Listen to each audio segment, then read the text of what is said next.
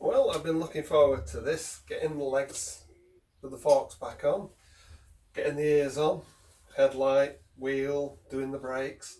What I'll probably do is I'll do a time lapse of most of it, because seeing somebody doing up nuts and bolts and sliding fork legs in is not overly exciting. But when I'm doing the brakes and anything that comes up, I'll slow it down and we'll have a look at. So, can't wait for this, get it back on its wheels. Can be a bit of a faff sometimes putting the fork legs in. I've already put on the ears, I've lubricated the yokes. I've also put some lubricant, some silicone lubricant on the rubber bits. Now, one of the things you've got to make sure you do, because these legs will go on either side, is make sure the drain plug, which is going to go at the bottom, is on the outside so that it will go at the bottom. So hopefully that should be right. Let's shove this in.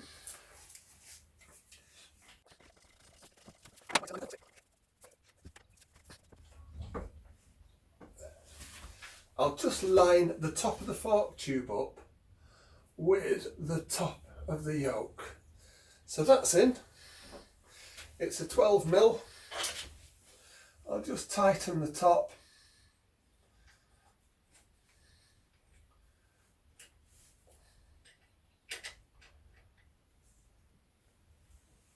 Right, that's not going to go anywhere now. They always say that, don't they? That's the drain plug that goes at the bottom. Yeah? You could have put the leg in the wrong way around and it'd be up here. Oh, how you'd be giggling. Right, let's pop the wheel in. I've already put the spindle back in. It's the nut part, the one with the flats on, goes to the inside.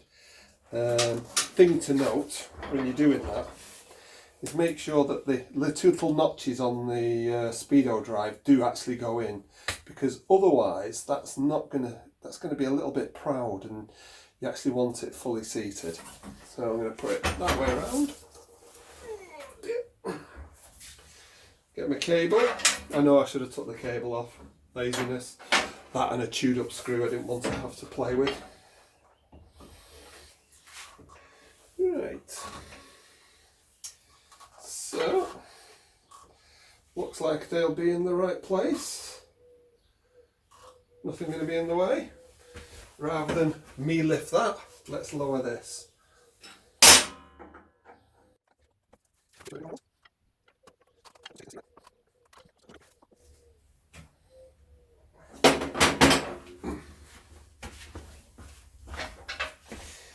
Now these aren't symmetrical. You might just be able to see one side is slightly higher. What it is that side should actually butt up and the other side has a bit of a gap. So you make sure you put the higher side to the front. And it's just a washer and a lock washer.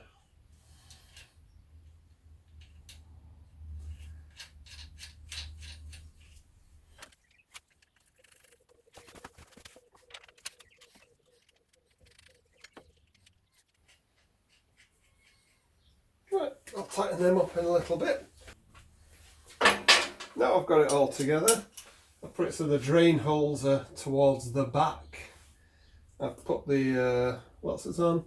I'll just tighten everything up now just to make sure. 12's at the top. I'll work my way down. I don't need to go mad with these. There's probably a torque setting for them. It's not going to be massive. That'll do for me.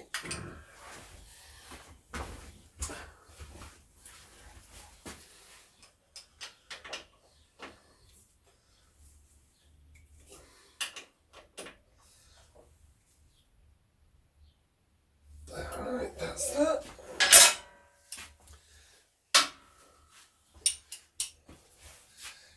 I'm probably going to have to redo these again, but they're 14. Oops.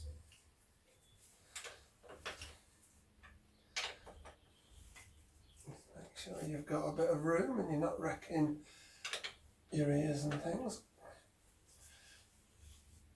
Again, they don't need to be crazy tight. That'll do.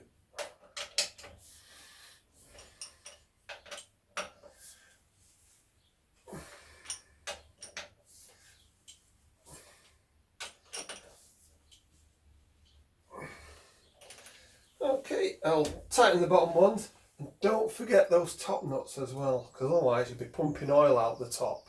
You need to just make sure you've crimped them up. Those of you that are following these series of videos will remember when I rebuilt the caliper, I hadn't tightened it up and I hadn't given it a final check over.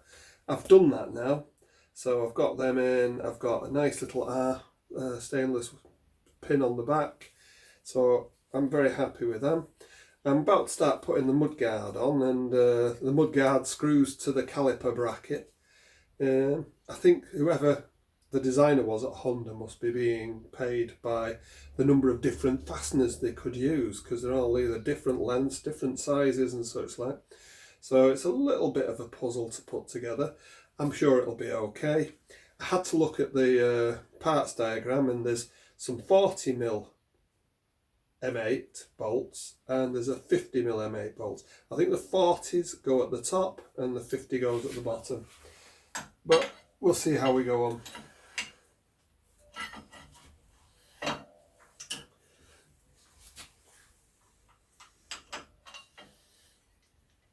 And of course, it's one of those times when you need to have extra fingers. Started badly, because I know I've got a 40mm one in my hand, and I'm pretty confident that's the slot for the 50. Let's have another look. Yeah.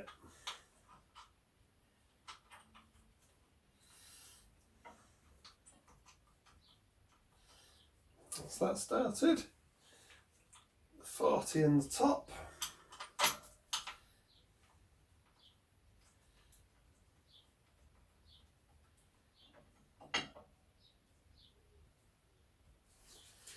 And another 40 over here.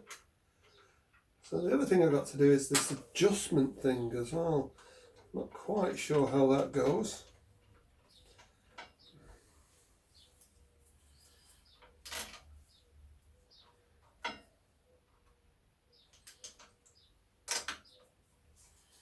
Last thing you want to do is cross thread any of these.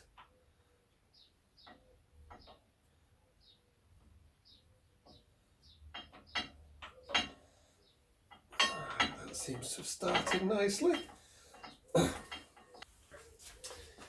So this goes through there.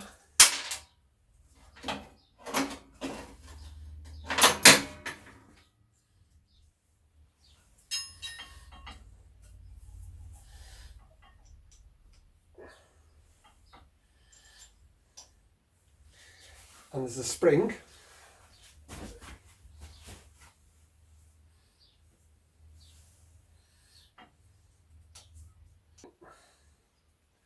And that screws into here.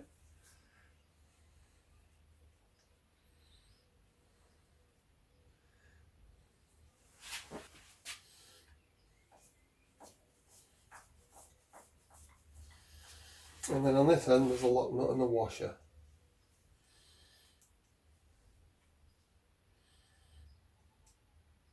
It almost looks like I know what I'm doing here. I've never come across a brake mechanism like this, but I'm sure it'll be fine.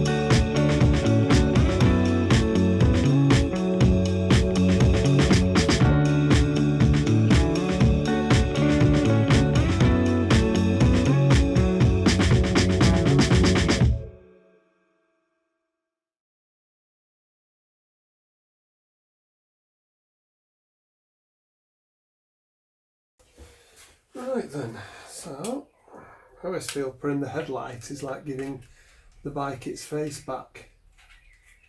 I'm very fiddly putting this together, and I've still got to sort the wiring out. Let's see. Well, that's all the front end together. Just need to put fluid back into the brakes and bleed the brakes through. I've sorted the wiring out, and I just need to do a final tidy up of that before I can put the tank on. Just show, you know, I've got all the wiring going.